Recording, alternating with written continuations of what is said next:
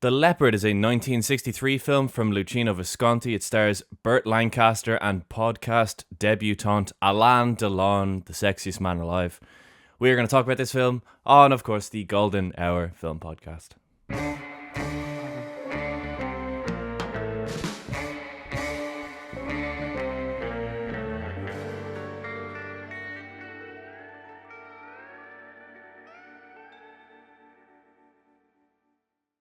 Hello, everybody, and welcome back to the Golden Hour Film Podcast. If you like old movies and want to listen to a podcast, we cover one every Friday. Why not subscribe to us on YouTube? We have a whole video format. It's great. I know there's a few of you who are listening to us on Spotify and Amazon and stuff, but feel free to subscribe to the YouTube channel because we put up bonus content and everything. So if you're a fan of old movies, subscribe to the Golden Hour Film Podcast. I am, of course, joined by my co-host, not guest host, Shane Mulvaney. Shane, how are you? Bella ciao. Hello, Harry. How are you? Cracking into this Italian classic. We're still in the Yes We Can movement here on the Golden Hour Film Podcast. And I think another long film, as well as last week's, obviously. Yeah, but this we've done this to ourselves again. Yeah, but look, I think I definitely am a bit more positive on this one than I was about the Dolce Vita, which I did still enjoy, but was a bit more mixed in my opinion. So, yeah, how are you? I am good. I hope everyone can forgive my red face and lack of a cap. I just came in from training for Kilimanjaro. I'll leave a link in the description of the YouTube video for anyone who wants to donate. I'm doing it for a children's charity in Dublin. And the lack of a cap is because a bird decided to shit on my head halfway through the run. And I did not fancy cleaning that before the podcast, so I've just thrown that on the floor. I'll deal with that later. I'm not emotionally prepared enough to deal with that.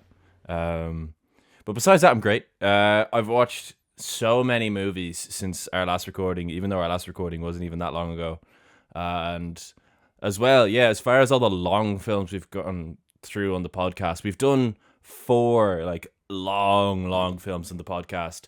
Gone with the Wind, Seven Samurai, La Dolce Vita, and The Leopard. And I reckon that this is not the best one, but it is certainly up there as far as the long films that we've covered on the podcast. It is a gargantuan film. It is over 3 hours. Shane, I'm going to ask you the same question I asked you with La Dolce Vita. Shane, do you feel the runtime with this movie? Not as much as La Dolce Vita, to be honest. I did. There's a lot of like very long scenes in this. I think the final scene of the movie is like 47 or 48 minutes long, which is crazy when you think about it. Like obviously a lot happens, but you're in that one kind of scene, that one location for a long time, and there will be literally like, and there were like shots where kind of something will just stay in a kind of a wide shot or a medium shot, or whatever, for like a couple of minutes at a time, just watching people dancing. It's not even anything really happening, but yeah, it's really always engaging. Like I wasn't ever bored.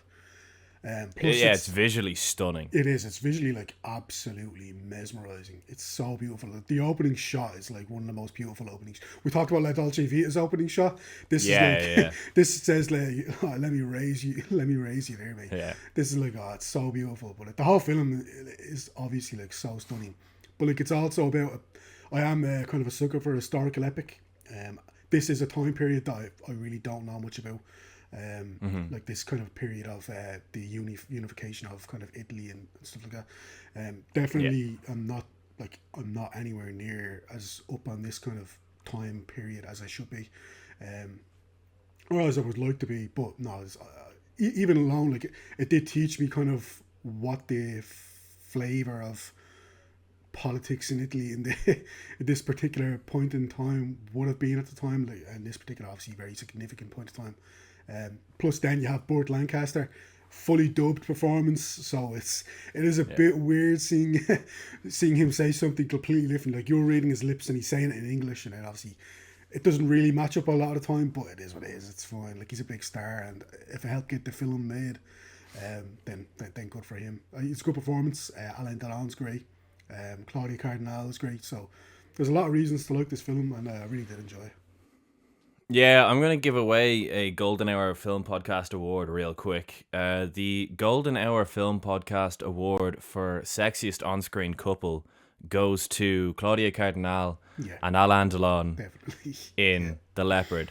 There is literally a scene where they're dancing in a ballroom, and I'm convinced this is like why everyone in the ballroom's like, fuck it, it's hot in here, isn't it? And everyone's like fanning themselves, and like Burt Lancaster sits down, he's so dizzy with how hot it is in there because Alain Delon and Claudia Cardinale are just doing a waltz, and everyone's like, whoa, everyone's like lost for breath. Yeah, incredible film. Alain Delon is an actor who I love. He's just it's cringe word these days. The word has been ruined by kids, but the aura that man has on screen is like, he just has such a presence. Yeah, when he's on screen, you're like, this guy just has it. He, whatever it is, Alain Delon has it. The movie is gorgeous. Like, there are so many scenes in this and shots in this that look like they could be paintings. Like, the colors pop off. Yeah, Lancaster's very, very good as well. Like, towards the end, this isn't much of a spoiler, but he plays an older character, even though he's in his mid-40s in canon in the film. But he is a man at a time, and the way he kind of plays that in the second half of the film is fantastic. But yeah, the film is about a time in Italy where is it Francis II is the ruler of the two Sicilies? Yeah, Francis II is the ruler of the two Sicilies, and Garibaldi. Yep, Garibaldi. Garibaldi wants to unify Italy. Him and his red shirts, as they were called. So you got a war between the red shirts who want to unify Italy and Francis II's Sicilians who want to keep Sicily as its own sort of independent state. And Alain Delon, despite being from Sicily in the film, is actually on the side of the red shirts because part of the politics at the time was that Sicily actually should unify with Italy. And it's interesting that Burt Lancaster's character, Fabrizio, his politics are...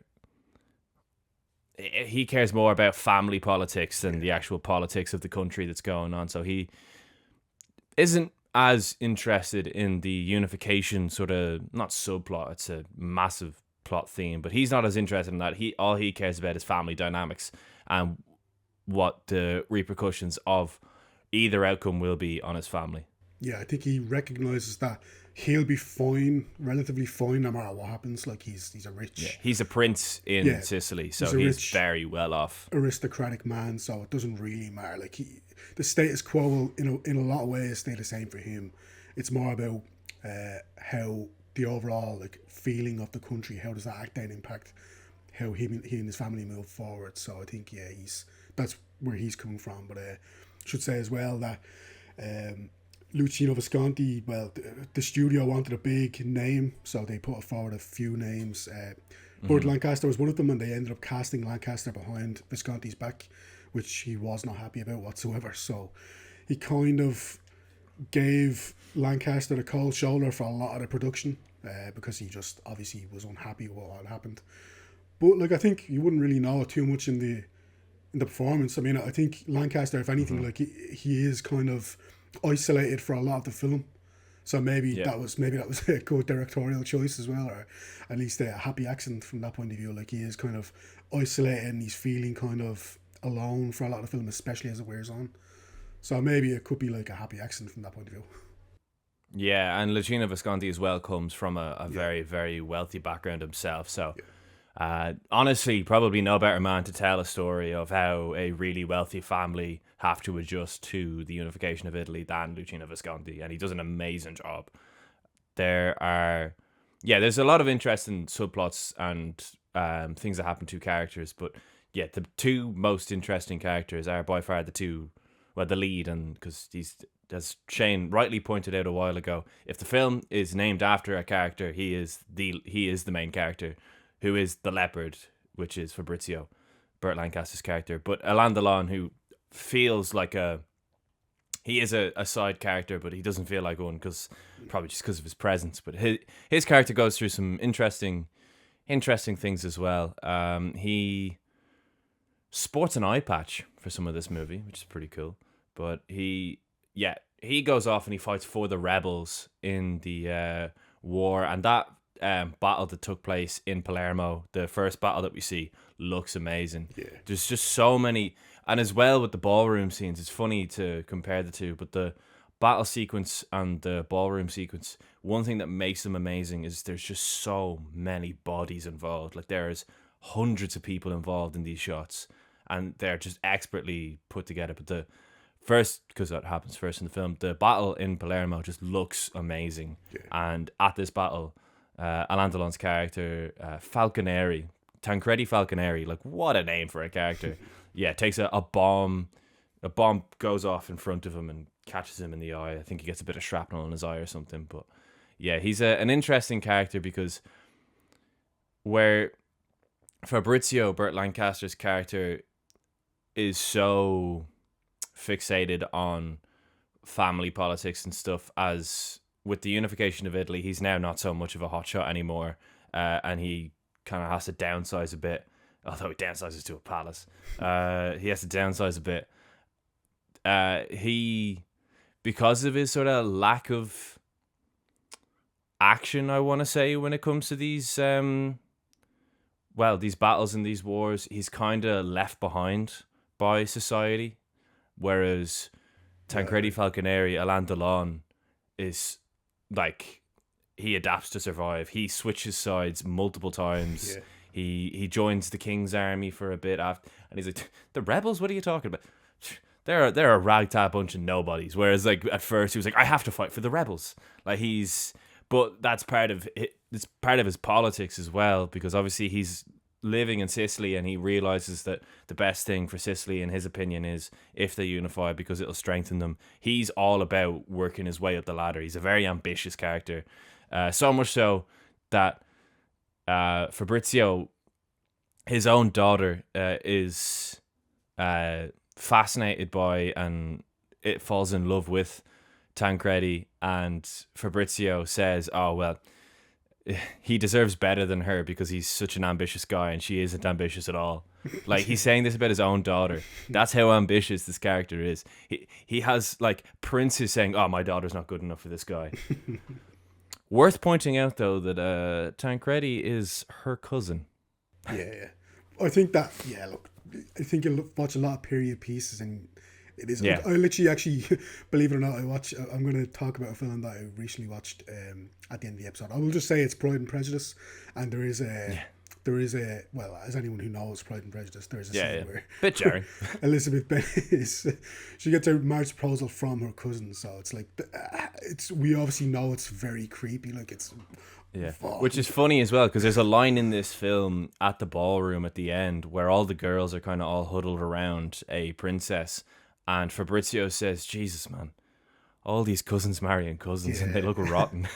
Like, he just says that all the women look disgusting because of the fucking inbreeding. Yeah. And I'm like, so good. Yeah.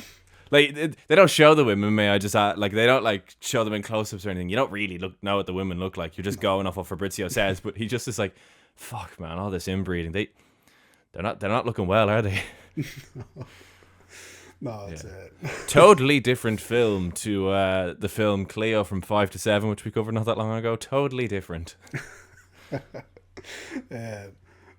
Moving on from that, I suppose we don't want to go too far down that rabbit hole, but I think the religious kind of elements of it is interesting as well. There's a character from Father Peroni. Yeah, he's an interesting character. Really interesting because he has this like antagonistic kind of relationship with Fabrizio, where he's not afraid to call Fabrizio out. Like, there's a moment where Fabrizio he's having an affair with this woman who he's been having a long-standing affair with. He even mentioned, I think, that he has 7 kids with this woman, so it's like it's obviously been going on for a long time. And Peroni, he's not afraid to call out Fabrizio on his bullshit, and he even like he's talking when they get to they end up going to, I forget what the name of the place is, but they go to kind of a shack and they're having kind of dinner, and Peroni is talking about how like he's basically saying like the aristocratic people, like the well-off people, the rich people, are not bad people. It's just they literally don't have any kind of insight into how the kind of poor people can live their lives and stuff. So, and it's interesting that he, as a religious figure, is doing that. He's actually kind of almost a conduit between the two worlds in a way. Yeah, because he sees Fabrizio's lack of care for this huge shift in Sicilian society, and he is deathly afraid of the impact of the unification of Italy on the church in Sicily. Like, what's going to happen if we become, like, are all the Italian priests going to come in? Am I going to lose my job? Like, am I not going to be a priest anymore? Like, he is utterly petrified of the unknown of the unification of Italy as to what it means to those religious figures in Sicily, that he gets really pissed off with Fabrizio when Fabrizio basically just doesn't care about the unification. Yeah, 100%. But yeah, it's worth talking as well about the character, Claudia Cardinale's character of Angelica, because she is again, to be honest, you want to talk about performances where they clearly just have it factor. She has it factor, like literally. And I didn't know Claudia Cardinale. I didn't know who she was. I think I've seen her in a couple of films before. I know I have, because I've seen Once Upon a Time in the West. But I didn't put two and two together. That was the same actress until like I was watching it. But when the father of Angelica says, "Oh, my daughter's late," in your head you're like, "Oh, okay, there's going to be like your stereotypical grand arrival where, you know, everyone's swept off their feet." That scene is shot so amazing. Well, because, you know, it goes exactly how you think it will. She shows up late, and you look at her, and then first of all we see Fabrizio, his jaw like comically like Looney Tunes just goes, like it just drops. His jaw just drops when he sees her. But then Alain Delon, who, in fairness to his character Tancredi, he definitely flirts with his cousin. You know, in fairness to him. Don't know where I was going with that sentence, but you know, he's not. Yeah, in fairness to him. No, but he never like leads her on. He never actually like says, "Oh, I'm in love with you" or anything. She's in love with him, but he never actually says it.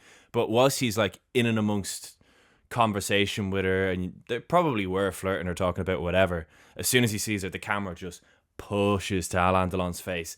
And look, Burt Lancaster's an incredible actor. I don't mean to like slag him for the jaw dropping thing. Like, we literally covered Sweet Smell of Success, and he is a powerhouse in that film. Incredible. But like Alain Delon's facial expression is like that. It was just so. He told like 1,000 words with just like the tiniest little twitch in his mouth.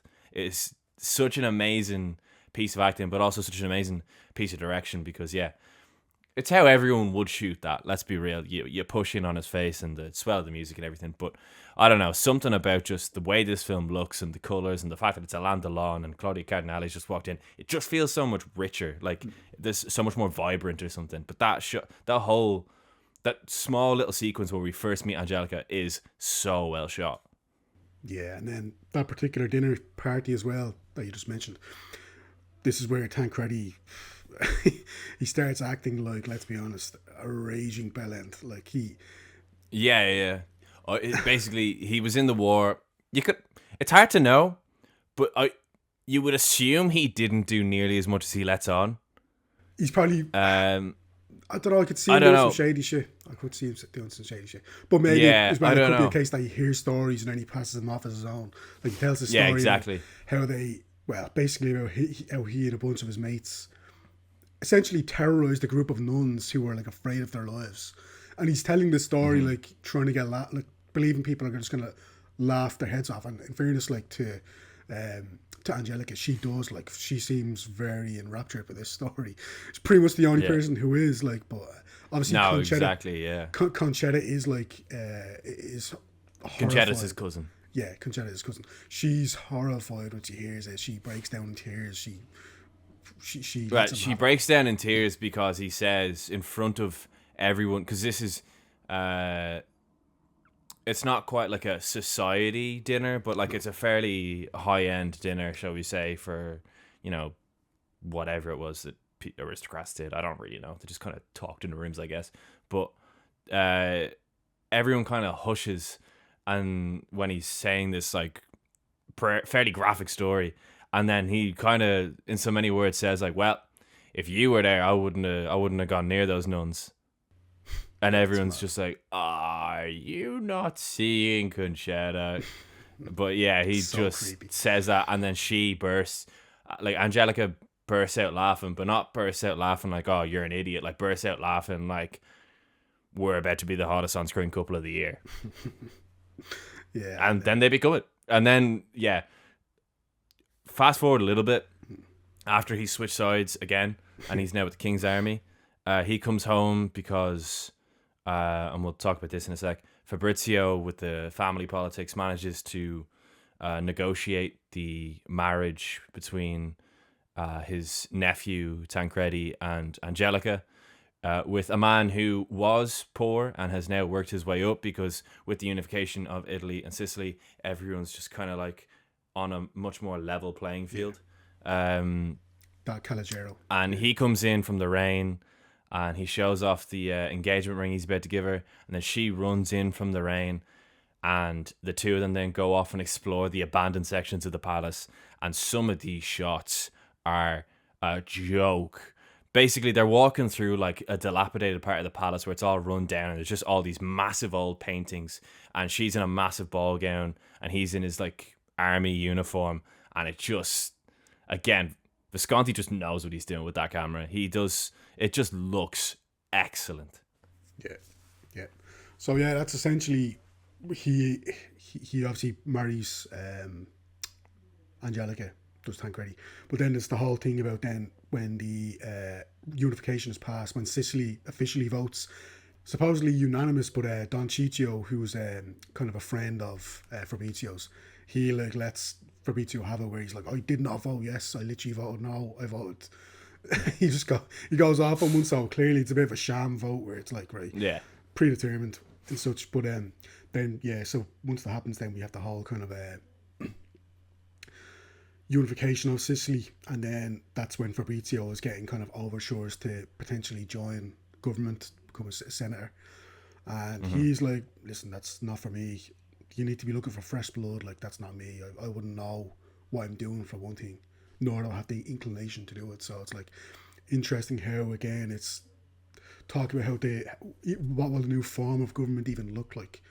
So it's not only is it about kind of the unification, but it's like, right, the aftermath, and then it's like we said, Fabrizio's a man out of time, and he recognises that. In fairness to him, he's like, look, I'm seeing everything going on around me, and I'm like, I don't want any part of this, to be honest. Like, best of luck to you all, I'm out.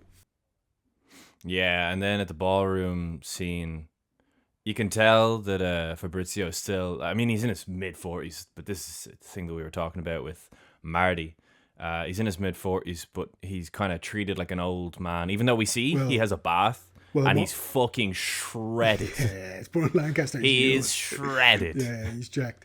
But in fairness, like, mortality rates back then would have been a lot lower, a lot less. So, like, he would have been towards, well, now that's middle-aged, but obviously back then that would have been like probably a little bit after middle-aged. So yeah, it'd be the equivalent to like maybe your late 60s these days, I guess. But like he is shredded. But yeah, there's a scene where it's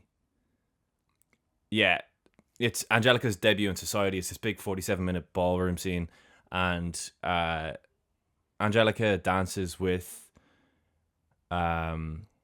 Tancredi, but then when she asks Fabrizio for a dance, and if you think the room's hot beforehand, the like, I don't know, subliminal flirting between Angelica and Fabrizio. He's in love with her. He's 100% in love with her. Yeah, poor Tancredi has to just turn his back. He can't even watch their conversation, even though he literally says like, oh, I'm too old, like I don't want to dance or whatever, and she's like, no, please, like, you're essentially my father-in-law. I wanna have this dance. And yeah, Tancredi's just like in the corner, like no. But they dance, and yeah, again, just everything in that ballroom is shot perfect. Yeah, it's amazing. Yeah, what I love as well, you mentioned the battle earlier, the battle sequence. You mentioned Gone with the Wind as well, because I thought it was interesting how like they gave me a lot of similarities to the Battle of Gettysburg in Gone with the Wind. It's shot very similarly, very, very kind of powerful and very very violent. But what I loved as well is, as violent as it is, there's almost like a gracefulness in how it's shot. And then you cut that, obviously it's a big war scene, a big battle scene, but then you cut to the ballroom here. It is very graceful, but then that's almost violent in some ways, where it's like people, like you have the whole, there's like an army captain who's at the ball with a bunch of his kind of yeah, and he's going to be hung, yeah, and he's talking about like basically things that have just happened that day or the previous couple of days. So you have all this like talk of violence and like, and obviously people essentially being executed. Meanwhile, people are like having all these incredibly beautiful, graceful dances. So I love the kind of the parallel, the juxtaposition, if that's the word, the right word. It's literally like, it's so contradictory, but it still works so well. It's actually really, really interesting. So yeah, I think from when we kind of see Fabrizio after the dance, and as things start to kind of wind down, you can see him becoming more and more lonely, more and more isolated of his own accord. Like it's almost like he's just weighing things up in his head. And like Tancredi says that he actually has been offered now the role in Parliament. He's been like, oh, you should actually go for Parliament. So yeah, it's worth noting that Fabrizio actually turned down a role in Parliament earlier on in the film as well. He turned it down because he wanted, I don't know, he just doesn't seem to want anything to do with the new 80s politics, really. Yeah, so he's kind of letting the world pass him by. Yeah, it's like he's almost resigned to the fact, he's almost accepting of the fact that, like, I'm nearly embracing in a way, like, the fact that he just has no place in this new world. So it's like, right, let the young people kind of take my place, and I'll kind of fade into obscurity, as it were. But yeah, the kind of closing shot, like, I'm jumping ahead a bit here, obviously, but the closing shot then of him kind of just wandering around the streets. He's like, I'm going to walk home. Yeah. People are in the carriage. Tancredi and Angelica are in the carriage with her father, Don Caligero, and like he talks about like kind of, because I think they hear cannon sounds in the kind of in the background, and like he's talked about like this is what the new kind of reality for us now.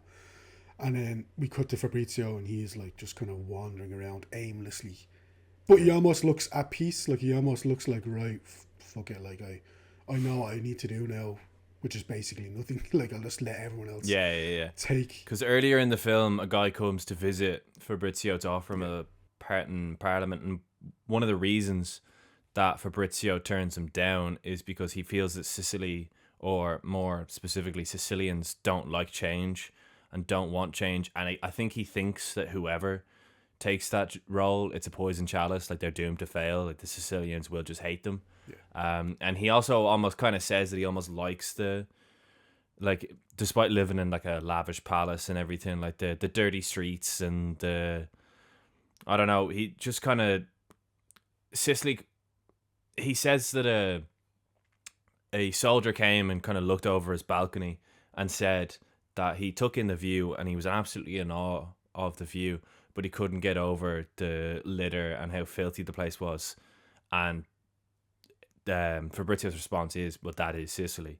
Like, it's beautiful, but there's poverty. Like, there's exactly. There's poverty, and there's almost like a murky, almost like a pride in it. That is what it is to be Sicilian.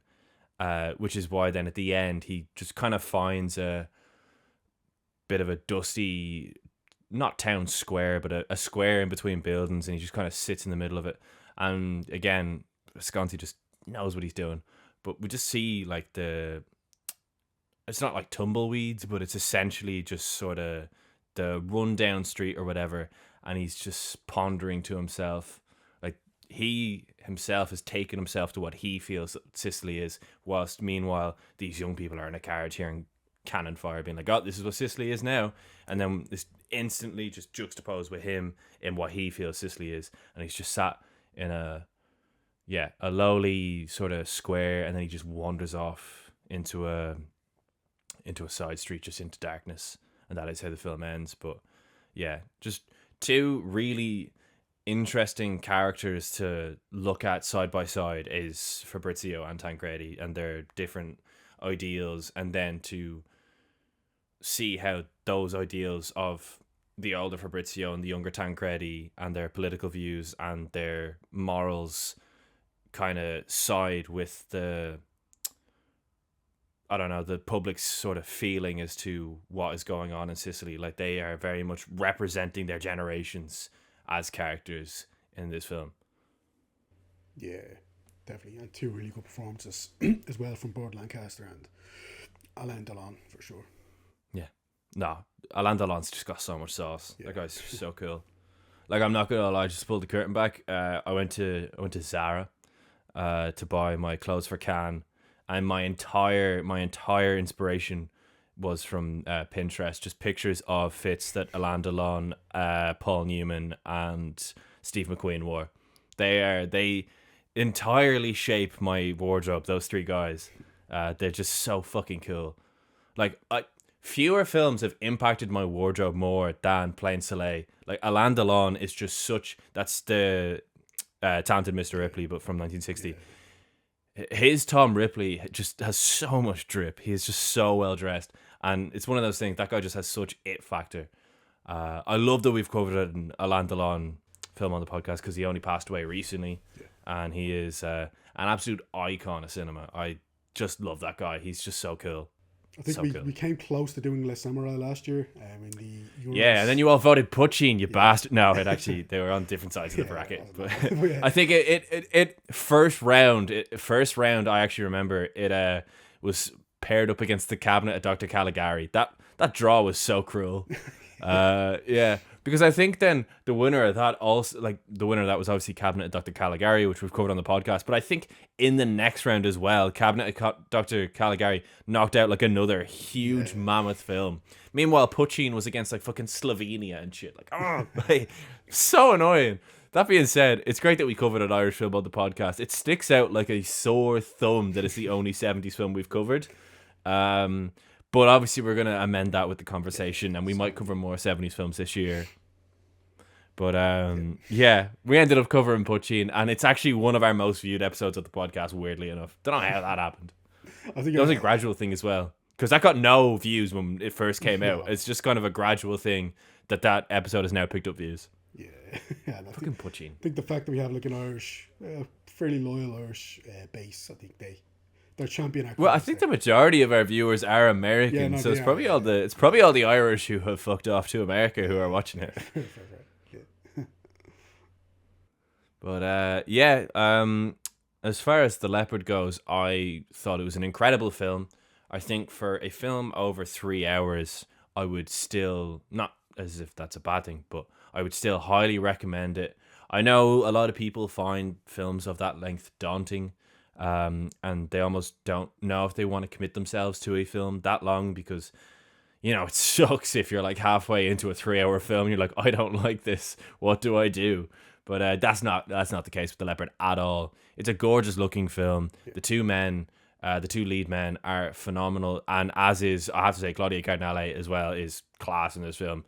She's just like such a presence on screen, and just, I know I said it already, but it's such a vibrant film. I can't get over some of the shots of when Angelica and Tancredi are just going through that dilapidated part of the palace, and they're walking past all these paintings. Like, it just looks so good, as do the ballroom sequences, where it's just a room packed to the rafters of people. And as well, shout out to the costume department, because it's packed to the rafters of people all in different colored clothing, so it just really stands out. There's also a scene where the sort of three main characters, or at least the three main characters for the latter portion of the film, Angelica, Fabrizio, and Tancredi, have all gone into a room, and a dance just kind of works its way into the room. It's almost like a conga line, and they come around, and again, that just looks so great. And part of it is the costuming as well, because everyone, like, there's no two people in like the same outfit,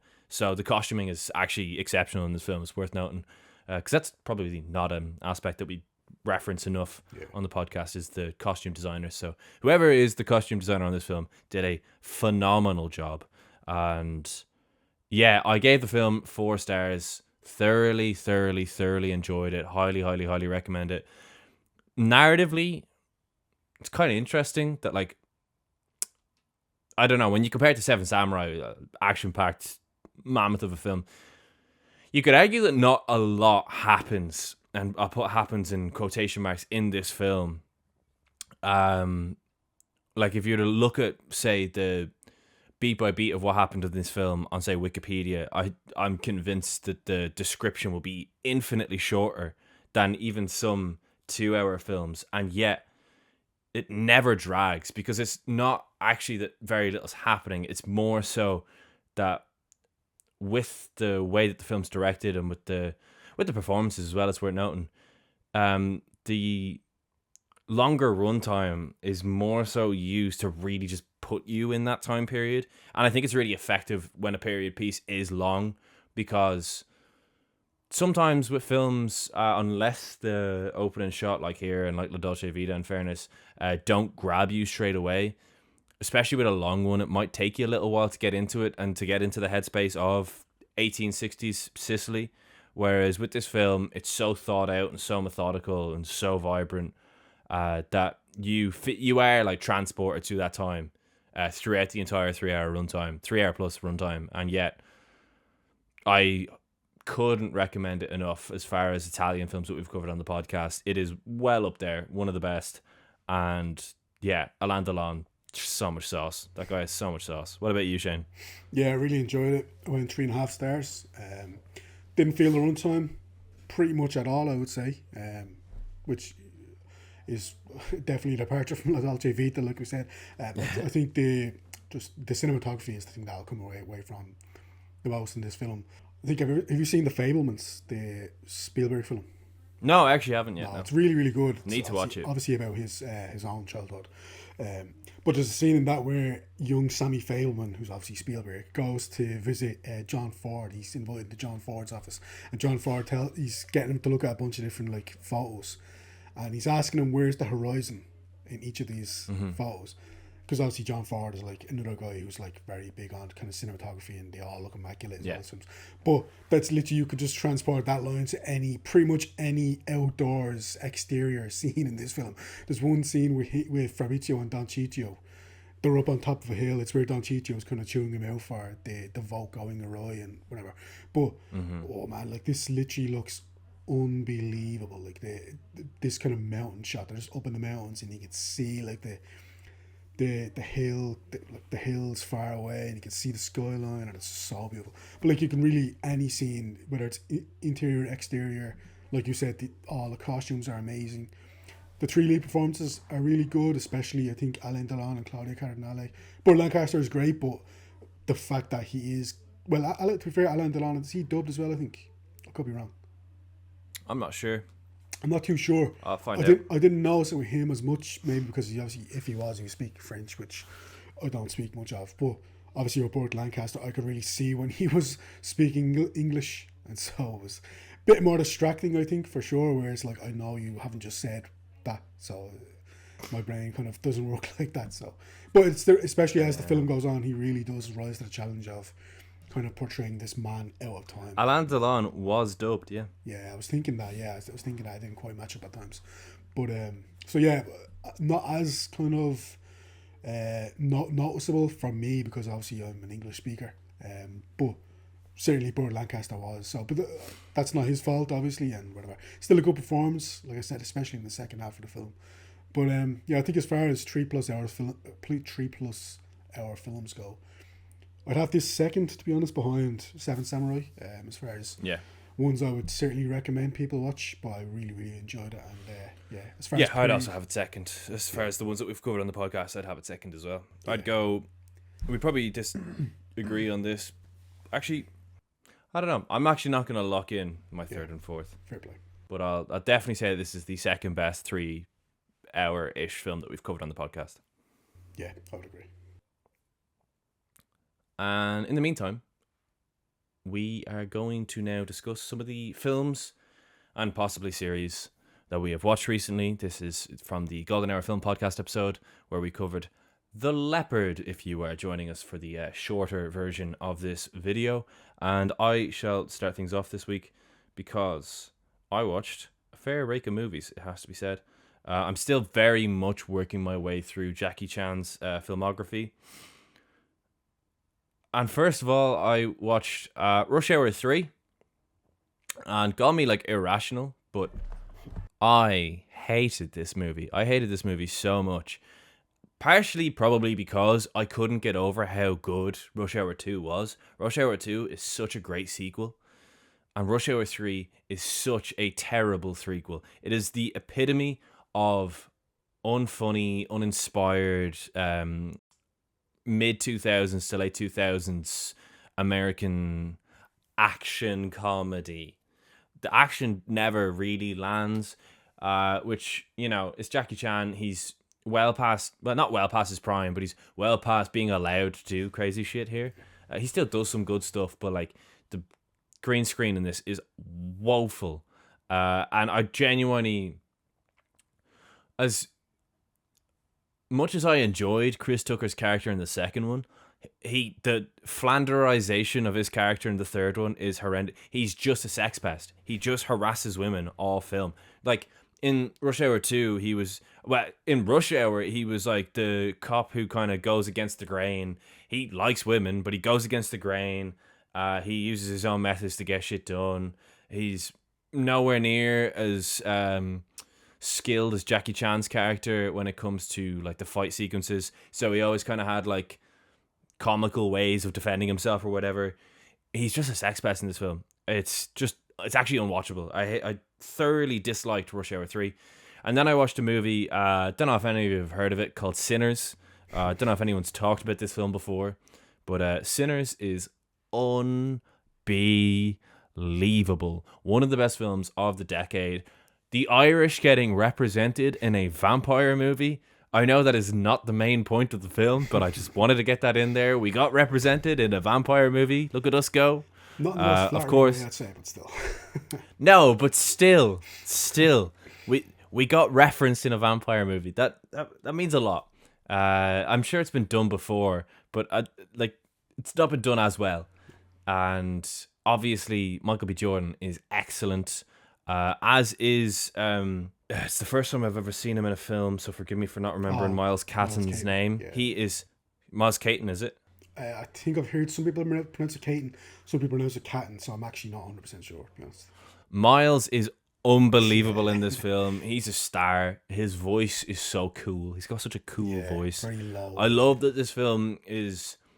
I didn't watch any trailers or anything for this, so I had no idea that the twist that happened. I'm annoyed. I'm very annoyed because I knew one of the fans. I had no idea, and it blew me off my feet. I didn't even realize this isn't really a spoiler because this happens in. If anything, you pick up on this in the trailers before the film because they're showing trailers for horror films beforehand. But like that first scene in the film is so frightening.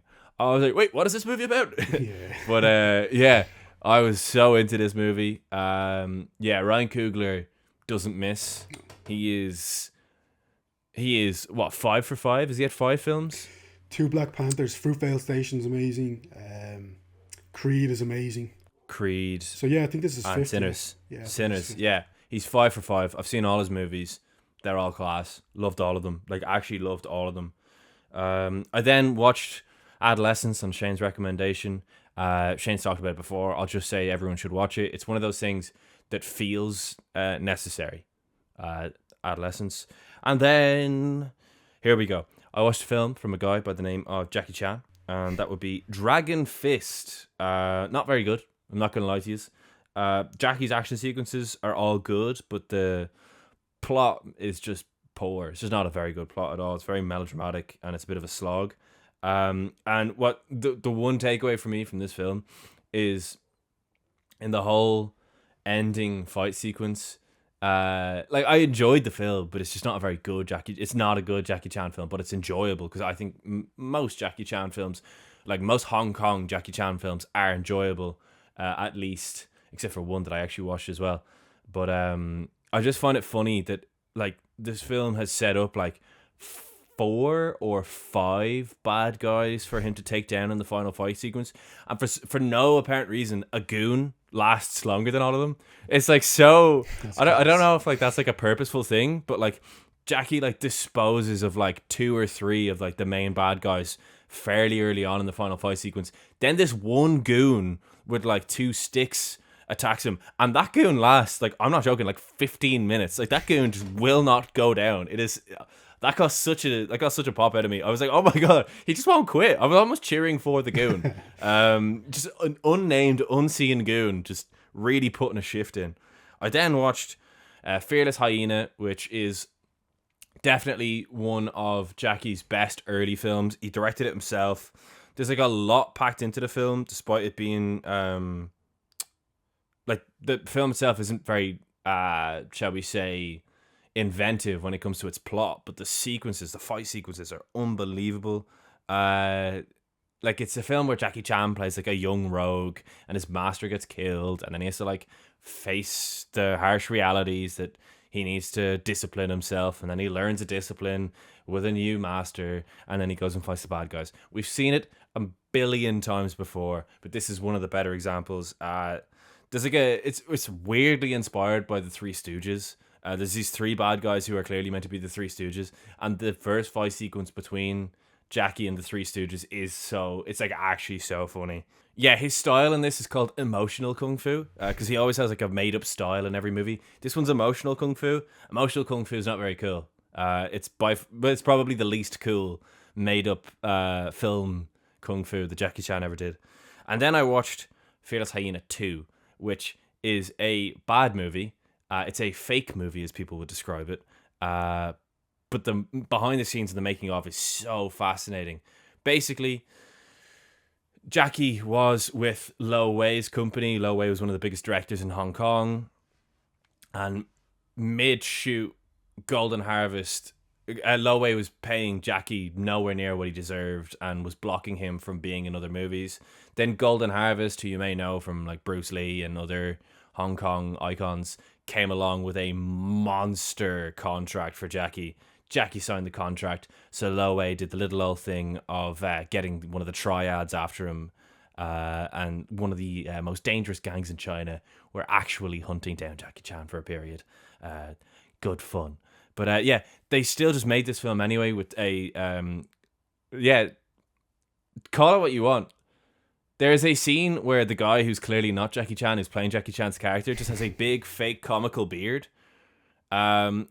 Despite Jackie not having a beard in the film, he's got a big fake comical beard, and their explanation for it is, oh well, he decided to go under disguise this time when he went into the village, so he decided to wear a big comical fake beard to try and blend in with the crowd, and that's why this guy who isn't Jackie Chan has a big fake comical beard to make him look like Jackie Chan. Insane shit. Bizarre film, but there is something weirdly endearing about fake movies. I have Game of Death there, which is the fake Bruce Lee movie where they used a load of Bruce Lee footage from other movies, and like very little actual new footage of Bruce Lee, and then use stunt doubles to fill the film. But I will watch it because there is just something fascinating about fake movies and how they try and like get them over the line, like by any means necessary. It's like I feel less bad watching them now because I know that like obviously Lo Wei's not getting any of the money that I spent on the movie. But yeah, it was just a fascinating film. And then I watched a unbelievable film, the best film other than Sinners that I'm going to talk about, which is Dragons Forever, which is so good. Maybe like my favorite rom-com ever made. It's got a guy called Jackie Chan in it. But it's also got a guy called Sammo motherfucking Hung in it. He is so unbelievably class in this film. He is so charismatic. He is so funny. And then they also have, God love him, he always gets, because it's the three brothers. They did a load of films together. Jackie Chan, Sammo Hung, and Yuan Bao. Yuan Bao is a machine in this film. He's like an acrobat. So it's like you have Jackie, who is he's the star, and he's the best. He's just Jackie Chan. He's Jackie Chan. He's the man. Then you have Sammo Hung, who is he directs most of their films. He is absolutely hilarious. Jackie Chan's funny, but Sammo Hung is like different level, and he's maybe the best actor out of the three. I don't know. It's between Jackie and Sammo. And then you have Yuan Bao, who in this film is hilarious, but oh my god, he is like, it's like watching like an Olympic gymnast. He is just doing so many flips and cartwheels and backflips whilst doing like insane fight sequences. And I'm just like, I wish this guy like had more of a career than he did, because besides the stuff that he did with Jackie and Samo, he doesn't really have nearly as much of a legacy as the other two, unfortunately. But he is class in this film. It is hilarious. Basically, Jackie Chan is working on a case, and he is working on behalf, he doesn't know it, but he's working on behalf of the bad guys who have this terrible nuclear power plant that's like killing all the fish. So he's on this guy's side because he just took the contract. And then basically what just gets the ball in motion, which is so funny, because it's one of the reasons why I love these Hong Kong films, is because they, like, unlike American films, one of the funniest things about comedy for me is like unexpected stuff, like when you just don't think that it's going to go there. And the Hong Kong cinema just goes to crazy places when it's with its comedy. So he says to two of his friends, because he doesn't really think that either of them are going to get the job done, I need intel on the woman who owns the fishery. So I need you to, and he's saying this to Sammo Hung and Yuan Bao's characters, I need you to get information. So Sammo Hung's very discreet way of doing this is he buys the house next door to her, and then he just keeps hanging around outside her house asking her questions. And she's just like, who the fuck are you? And it's just like, oh, so like that fishery of yours. And it's just like, he's so, and he's got, because he's Sammo Hung, he's got these massive gadgets and stuff that he's like sticking to her wall to listen into her conversations and stuff.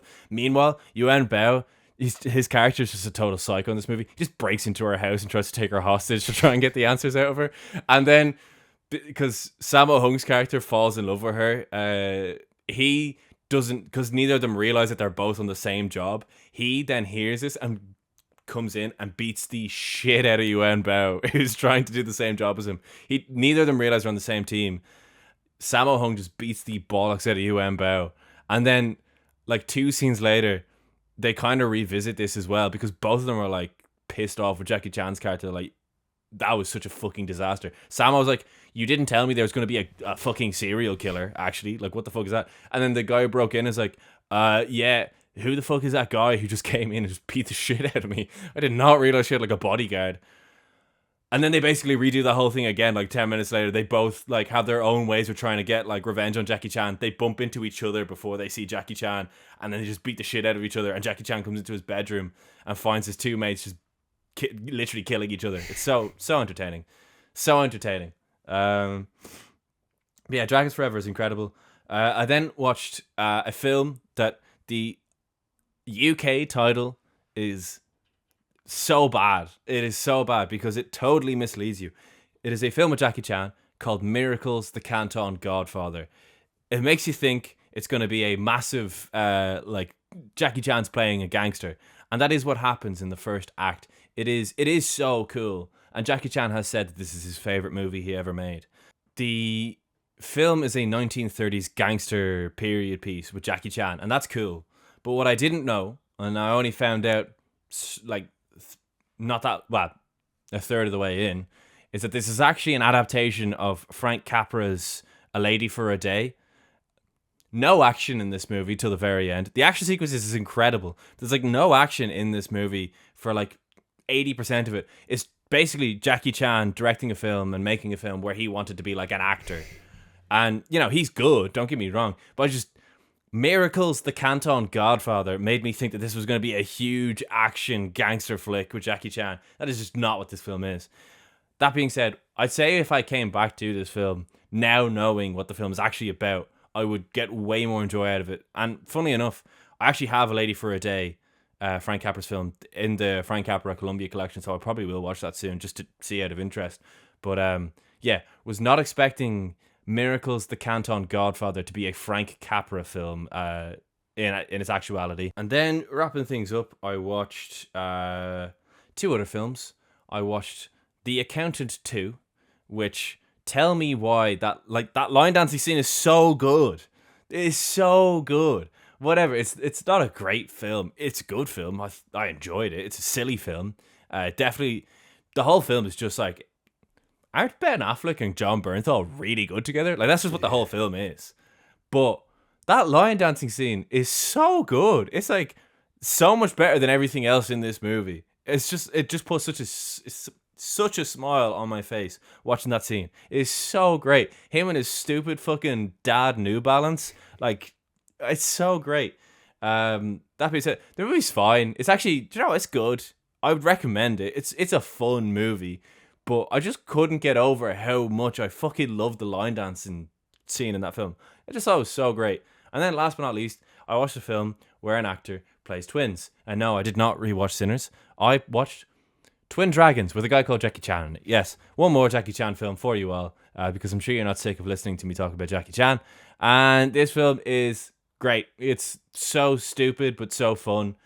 It's two directors who I've seen films from both of them before, and the two films I've seen from both of them couldn't be more different to each other.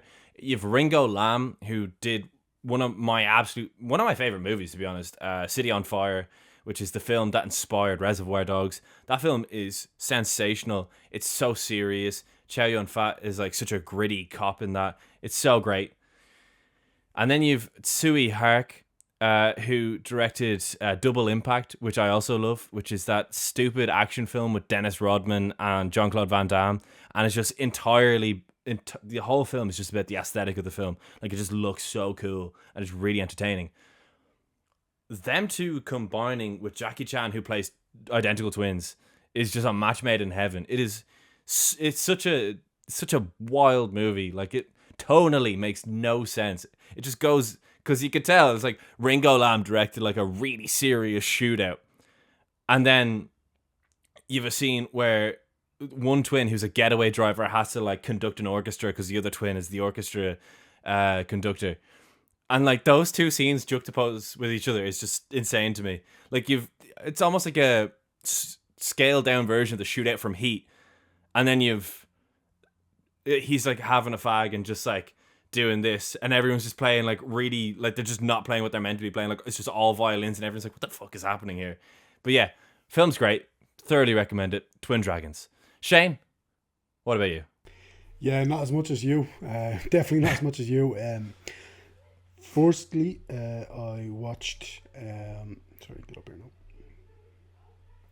Firstly, I watched a film called Warfare, which is from Alex Garland and his co-director, in this case, Ray Mendoza. It's based on a real story of what happened in a Navy SEAL team in Iraq in 2006. Ray Mendoza was an Iraqi SEAL member, and yeah, it's like basically what he's done is he's taken his memory of that day and the memory of all of his kind of his people who were in the Navy SEAL team with him, and they've tried to like basically recreate the film from memory. Like, so they've compiled all of their memories together and tried to make basically a real time, blow by blow, as accurate a kind of film that is as faithful to their experience, their shared experience, as possible.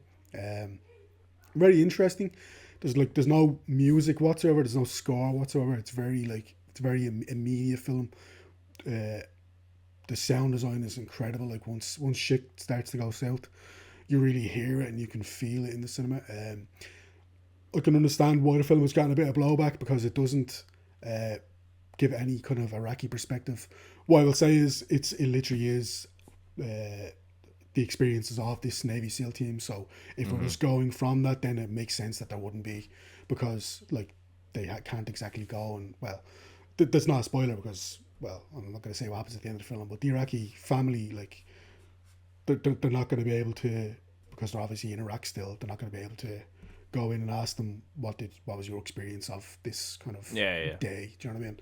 So from that point of view, it kind of makes sense from that point of view. But you know, I enjoyed it. It's definitely not it's not like an amazing war film, and it's not one of my favorite Garland films, but it's an interesting watch. It's definitely something that I haven't really seen too much of before, that kind of film. I saw Sinners now. I was lucky enough to be in London, where this was shown at the BFI in 70mm IMAX on film, and it's like, if you can watch this film in IMAX, especially if you can watch this film in 70mm IMAX, please watch it. I don't know if when this film goes out, or when this podcast goes out, beg your pardon, I don't know if when this video goes out, if kind of it'll be still in IMAX screens, but if it is, treat yourself. If you're kind of in an IMAX screen and or a 70mm screen, because holy shit, like the size of the screen, I've never seen a film in 70mm before. It's literally like mammoth. It's so huge. It's so monumentally big. The sound is just so amazing. And this is a film about music in a lot of ways as well. It's like about the kind of shared cultural kind of heritage of music. So you have African American music, you have Irish music in a lot of ways. So it's like when you have a sound design like this, plus then you have the screen, like the screen would expand in different aspects ratios, which is obviously when they shot certain scenes in IMAX, but like it's an assault on the senses in the best possible way. I absolutely loved Sinners, my favorite film of the year so far. Like you said, Ryan Coogler is the man. He can do no wrong. Amazing film. Yeah. So yeah, like I said, if you can't see Sinners in IMAX and or in 70mm IMAX, please do give yourself the treat of doing that, because it's an amazing film, especially in that format. The Account too, I saw as well. Good sequel, very fun sequel. Definitely a lot less serious and a lot more like silly humor, which I like. John Bernthal and like the film is just John Bernthal and Ben Affleck's sibling chemistry. Yeah, literally like it's literally just built on stupid dad jokes from the two of them. I could watch John Bernthal do his tough man with a heart of gold shtick all day. Like it's basically playing the Punisher again in these kind of films in a way. Like it's literally but he's so good at it that I'm not going to say no. I'm not going to turn my nose up. Mentioned in the podcast episode, Pride and Prejudice. So I hadn't actually seen this version of Pride and Prejudice before. The Keira Knightley, Matthew McFadden version, really great. I think I've seen a BBC miniseries version with Colin Firth, but I think I do prefer this, to be honest. It's like it definitely is. Like when I was reading Pride and Prejudice a good few years ago now, this is literally what I had in mind when I was reading it. Like I love when you see a film and it's very, in a way, like because of when the book was written, obviously in the early 19th century, it's a very funny book, but you also like words on the page maybe doesn't come across as funny as possible to like a modern reader, because like they wouldn't get all of the kind of the intention of the words, if that makes sense. But I think this film was so well directed, because you can literally, even though like they might be speaking in a slightly funny way to a 21st century viewer, you can really see what exactly they mean by these. Like, so it's Keira Knightley is amazing as Elizabeth Bennet. Matthew McFadden is obviously great, Mr. Darcy. Great film. And not a film, but Dope Thief on Apple TV Plus. I'm going to give a little plug to Apple TV Plus, not being paid by this by them whatsoever, but I do think Apple TV Plus is... not yet anyway. Maybe. We are available Apple TV Plus, just saying that. But if you fancy. Just get us on Apple Podcasts first. Exactly. I do think that is the best streaming service in terms of quality. It doesn't have as massive a library as the likes of Netflix or Disney Plus or Prime Video, but I think in terms of quality, they just put out banger after banger, especially with TV shows and limited series. This is a good limited series. It's not one of their like best, but I think that just goes to show how strong their output tends to be. Brian Tyree Henry, again, we talk about someone, his deadpan, great actor. He's so great, but his deadpan comic delivery, if you've seen Atlanta, you'll know exactly what I'm talking about. Yeah. The guy is just, he has this way of just pulling these faces like that. He looks so pissed at people.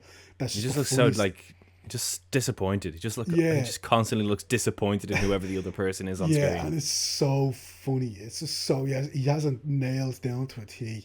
But he can also do the dramatic stuff and the emotional stuff brilliantly well as well.